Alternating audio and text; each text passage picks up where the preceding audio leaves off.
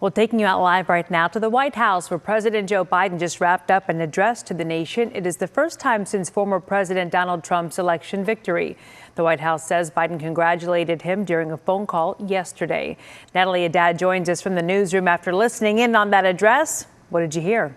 Hey, just like you mentioned, Kara, we just heard from President Joe Biden for the first time since his predecessor became his successor. Former President Trump are now next to take the seat in the Oval Office. His speech was reminiscent of what we heard Vice President Kamala Harris deliver yesterday. We'll talk about that in a few moments. But first, on Joe Biden, he began his speech at the White House by telling the American people that there will be a peaceful transfer of power.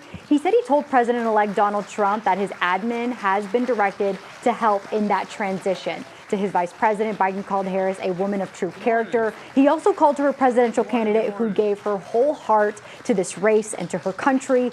President Biden ended by encouraging the public to continue to fight for what they believe in, saying that, quote, setbacks are unavoidable, but giving up is unforgivable. I know for some people, it's a time for victory, to state the obvious.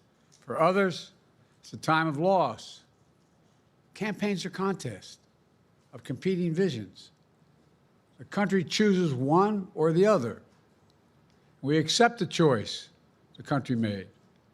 I've said many times, you can't love your country only when you win.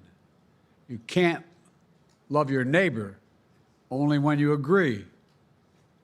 Something that I hope we can do, no matter who you voted for, is see each other not as adversaries, but as fellow Americans.